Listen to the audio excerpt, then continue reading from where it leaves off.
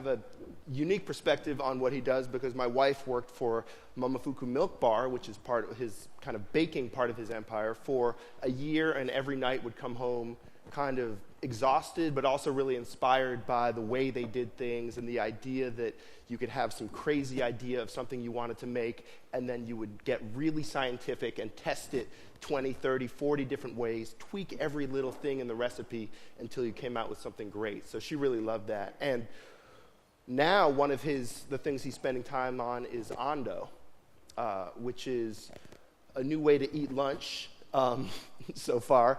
And I've been eating lunch for many years. I'm sure many people here have been eating lunch for many years. What are we doing wrong?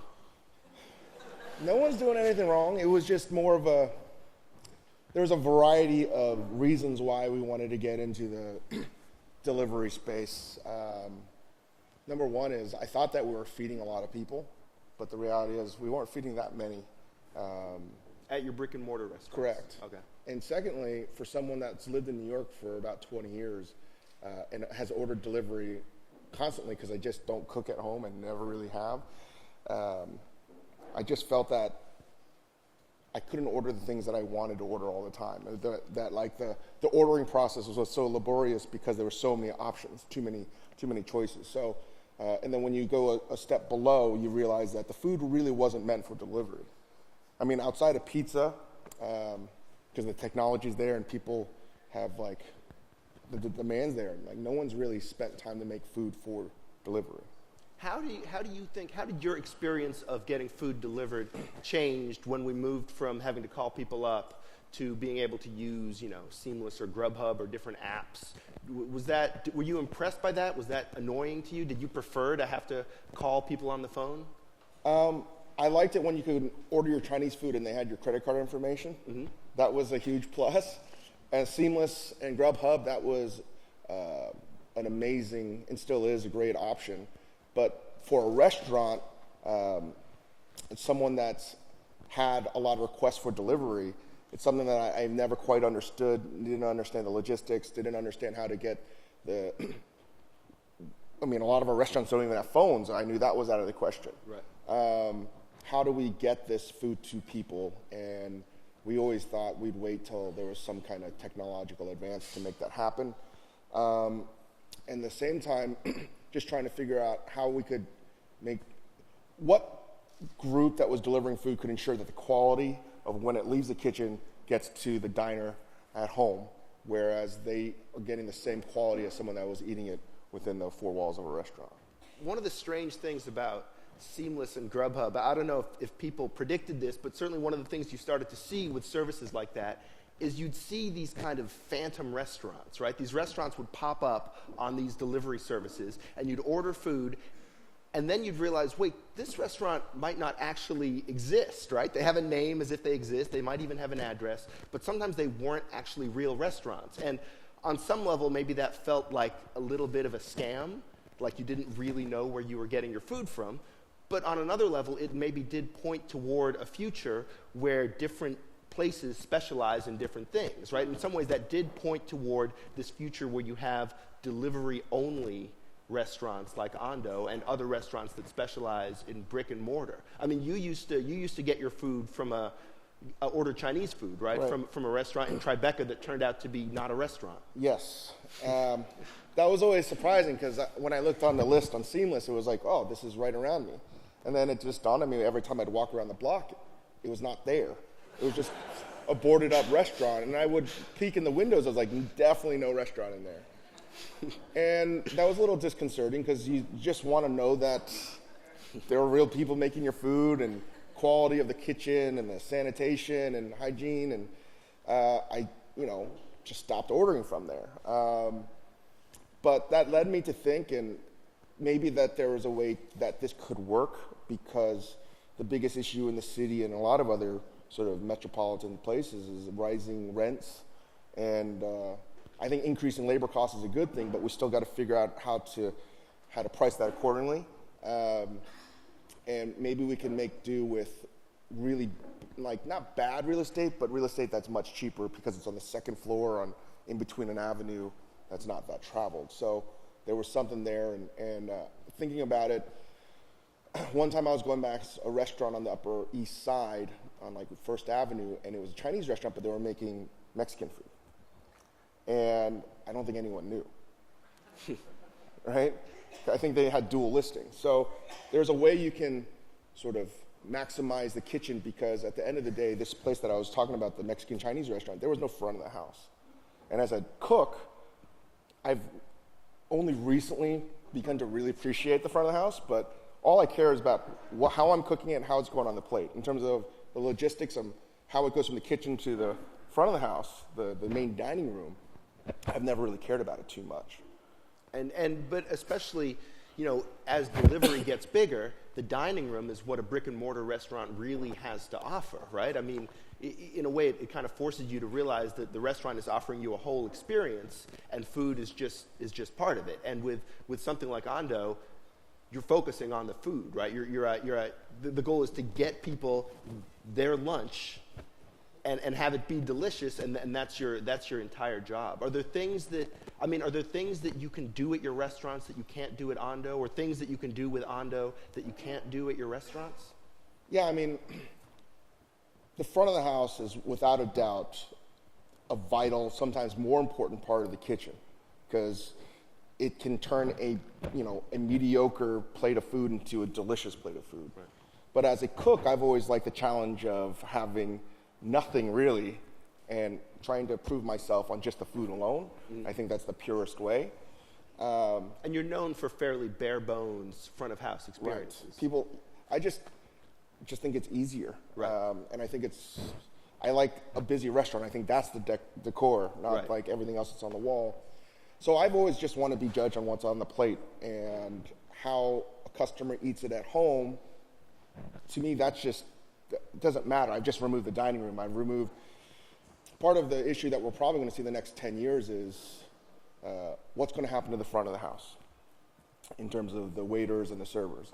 Not to eliminate these jobs, but as costs are rising, how are you going to figure out the next evolution of a restaurant? And front of the house will always be there, but maybe you'll lose a server or a runner, and you can do that by maybe doing delivery or finding some balance of that. But if I can make food, I think most restaurants in New York City, I would say like a traditional restaurant probably does like a 70-30 or 80-20 split, 80 inside the restaurant, 20% delivery. If I can change that ratio to like 60-40, then I can pay my cooks a little bit more. And the food that I'm offering to only for delivery, I don't have to spend the front of the house wages. I can just maybe offer a little bit cheaper for the diner, pay my guys more money. So there's some give and take there. What that ratio is, I don't know. When Ando, I remember the day Ando launched, it was already described as white hot. The chance to order a lunch from Ando was described as kind of winning the lottery. And so I guess everyone here has won the lottery, right? Because you're going to be, everyone here can order, hopefully has already downloaded the app to order lunch that will be delivered here from Ando. And I think what we're going to do is we're going to give everyone your phone number, and then they can text you with their opinion about the food. And then we're going to give you everyone's address, and then you can show up at their house to maybe talk about what they text. I've joked about that I would be the delivery guy. And then you'd stand over people and watch as they ate? Yes, taking notes. How much of, when you talk about Ando, part of what's interesting to me is a lot of the process is kind of an analog process, right? A lot of the process is cook a bunch of different recipes, deliver it, see what delivers well, see what holds up, see what lasts. How much of what you're doing with Ando is something that someone could have done 20 years ago, and how much of it is really empowered by the kind of technology we have? All the food that we're making has been made forever, and you could have done this 20 years ago, but the reality is now we have the convenience of cell phone technology, mobile apps that allow you to sort of get whatever you want. And that's another thing, is that's changed our lives in so many different ways, but really hasn't on food. So the food really hasn't changed. It's more like, one of the things we figured out is a cheesesteak delivers really well. That wasn't the first choice that I thought we were going to make. It was going to be a variety of other things. But once you start to do the stress test, you realize those don't deliver that well. And they're foods that, because you've never got for delivery, or it was never an option for delivery. You never thought about making it. And how we got to cheesesteak and fried chicken was a very strange way. And if there was a matrix of food that delivers well, a cheesesteak would be right up there. Fried chicken is another one. And Sarah, his wife, has an amazing fried chicken place and pies and thighs. So and they do a lot of delivery. A lot of delivery. And that's another thing. You don't think that fried chicken would deliver that well because you expect it to be super moist. No, moist on the inside, super crispy on the outside, but it just is one of the best vehicles for delivery. So it was just more of really narrowing the foods that might deliver well. I don't think that anyone's really just applied that sort of idea of foods that deliver well. It sounds so stupid, but that's just the truth. And then our sort of benchmark was, I would like to order fish at home, but I never order it for delivery because I don't want to go to the store and buy it. And usually I order fish when I'm at a restaurant. How can we make fish that cooks on the way towards the diner? And I think that's something that can happen down the road. It seems like, a decade ago when you were kind of starting to build these restaurants, we were living in this strange era in terms of food where people seemed like they were kind of embarrassed to be living in the 21st century, right? There was this sense that all your food was going to be super local, grown in a local farm, served in a restaurant that was sort of made to look like a farmhouse, delivered by a server that was dressed like a farmer. Like there was this sense that, right, that everything was going to be incredibly rustic and that this was going to be a way to kind of right some of the wrongs of the industrial food revolution. And it seems like what you're seeing now is a generation of chefs really embracing the technology that we have and kind of rethinking some of these ideas. And the idea that, no, it's kind of cool to be able to take something like a cheesesteak and really perfect it and be able to turn out a whole bunch of them and get them to people wherever they are. So these promises of standardization and convenience that were the promises that were considered to be the kind of bad old days of TV dinner and processed food, it seems like people are starting to think about them in a different way. Absolutely. Convenience is a big thing, but what I realize in this world where there's sort of infinite choice, I don't think it's necessarily a good thing in terms of the food that you want to order. For instance, I'm always amazed at how many delivery places even offer melted cheese without the technology of like a pizza box for delivery. It's going to get to you in a very shoddy shape by the time you eat it, probably within 30 minutes or so, we hope, in the city. So I wouldn't even offer that. Going back to fish is another example. You just don't order fish. I mean, I don't think I know a lot of people that do because no one's thought about that. And I think it's about a selection of thinking about the things that people want, even though it's convenience. People want to have a ton of variety and options. So our goal at Ando is trying to figure out what that mix is because we're still, feels like a very slow process of trying to figure out what that menu is. And right now we're not shifting, the whole goal always was to go towards a more Asian Chinese bent because I think Chinese food, if pizza's number one, Chinese food is definitely number two in terms of how people order it and the convenience of it, because it's already baked into our minds. When you eat a tub of lo mein, it's the same thing that you get in a restaurant.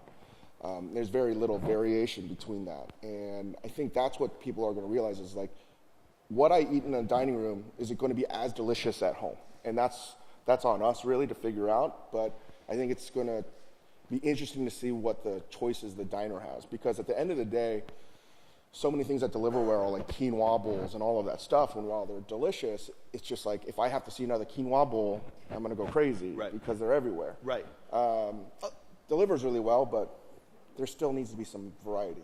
I mean, variety is an interesting thing, right? Because often, especially now, if an item gets popular in one place, it doesn't take that long for it to spread everywhere, right? I mean, I've had Nashville hot chicken in Brooklyn. I've had fake cronuts in Nashville. I've had somewhat familiar-looking David Chang-inspired pork buns in California, and in some ways that makes sense, right? In some ways this is what we want. We want good ideas to spread. We want delicious food to spread. Is there any alternative to that? Do you think that's necessarily a bad thing?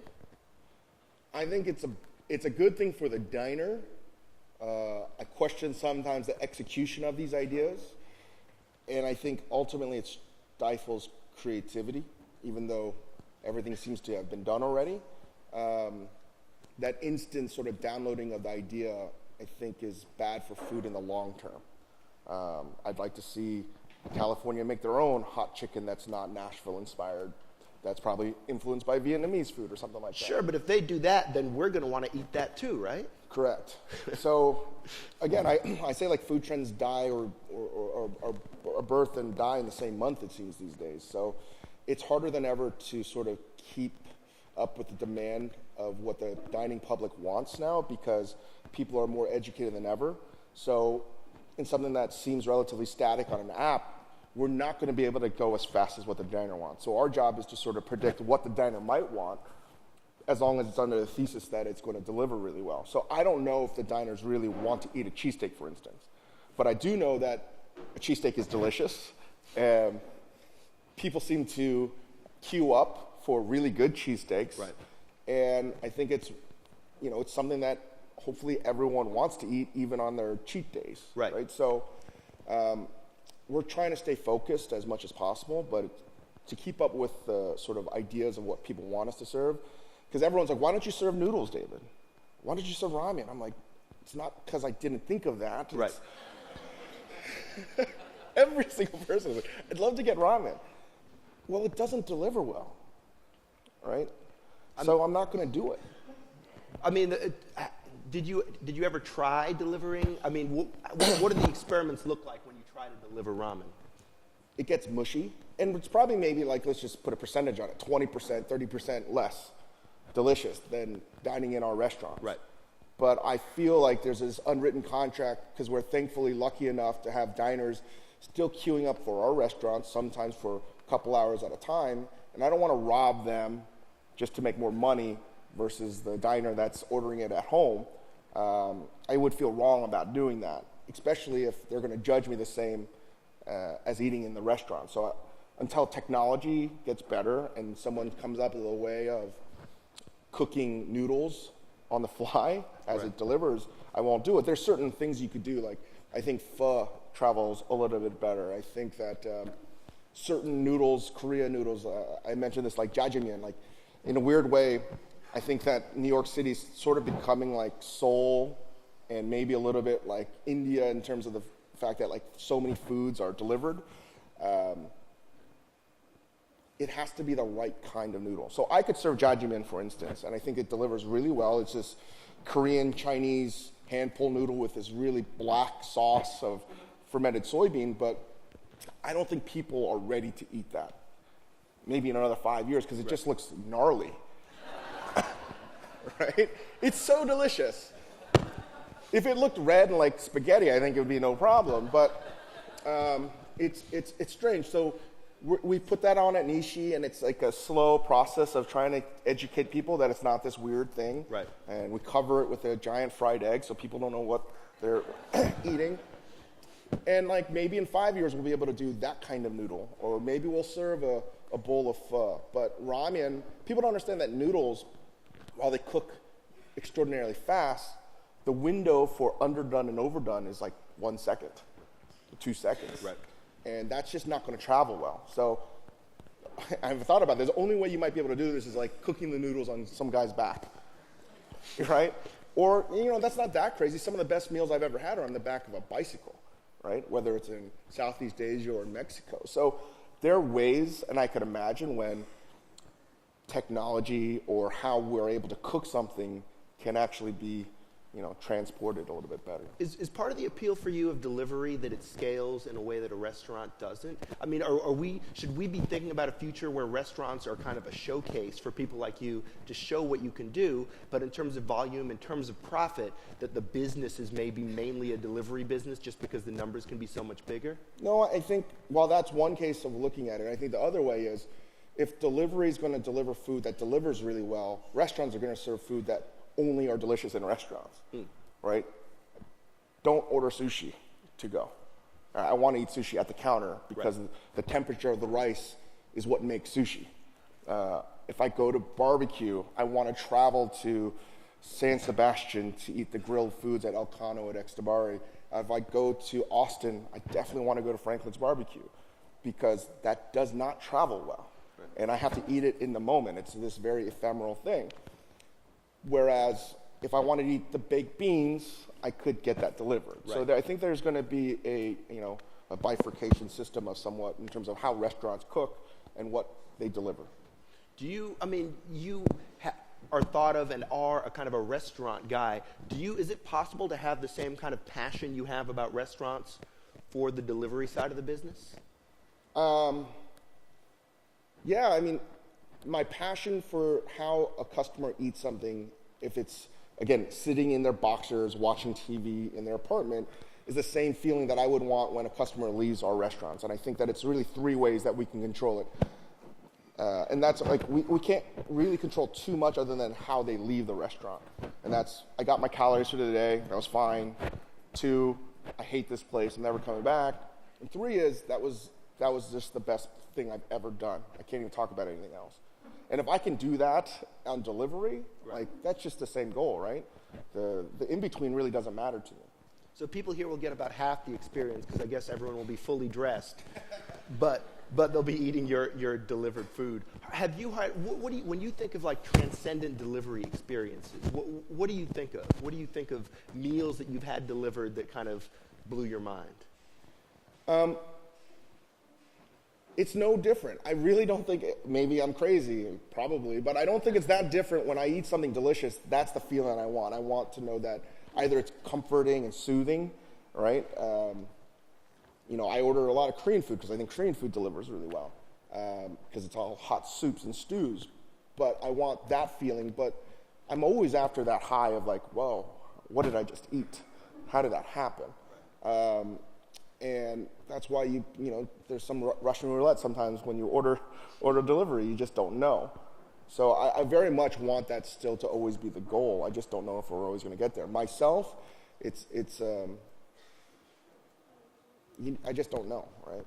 Do you find that people are more risk averse when they're ordering delivery? I think risk averse for lunch, for sure. I think people have a hard time trying to chow down on something in front of their coworkers. Mm-hmm. I feel that people are a little more risk-taking at dinner when they're at home. Okay. It's a completely different meal that people eat. Right. Right. So, but overall, I think people want to not try new, crazy things. I think I always put it in 2 systems. You can go out to eat for 2 ways. One is for dining, which is to sort of feed your mind as well. And the other one's just, I'm hungry and I want to eat something delicious. I think delivery is definitely going to be more on the, I'm hungry, I want to eat something delicious end. So you've got restaurants all over town, as we said. You've got this delivery service, and you're probably doing research every time you order delivery to see kind of what works, what doesn't work. Do you ever cook at home? Yeah, a little bit more than ever before. Until this year, I never had plates or silverware. This is not a joke. So I recently got engaged, so I had to start to cook. Thank you. And she was just like, you have nothing. How do you live? Well, because you're just like over the stove, like over the stove, yeah. Or like cooking at home is not as joyous as it was at a restaurant. I don't like going grocery shopping. Right. It's just like, why? Because it's a frustrating process. Like, I don't want that. I can get it better here. Right. I want to have that ability to pick and choose. Right. And so part of the idea here is that you don't necessarily have to compromise by ordering. When you get delivery food, it should be as excellent as any other kind of food that you get. Right. And that's the goal. At least with Ando is like, if the menu doesn't change that much, not that it doesn't change, like cooking is repetition. So if we can make the same thing over and over and over again, like that means that we're having a fresher product that's constantly being cycled through, and we have the technical ability to make that more delicious. So the whole thing is that we're actually cooking the food to order. It's just that you're not waiting in line anymore. Well, I hope everyone has placed their orders. What I'm hoping is that people are ordering different lunches from their neighbors so they can have that excellent experience of jealousy and or smug superiority, depending on what everyone gets. I want to say thank you to David Chang for sitting down and talking to me, and thank you to all of you. Thanks, guys.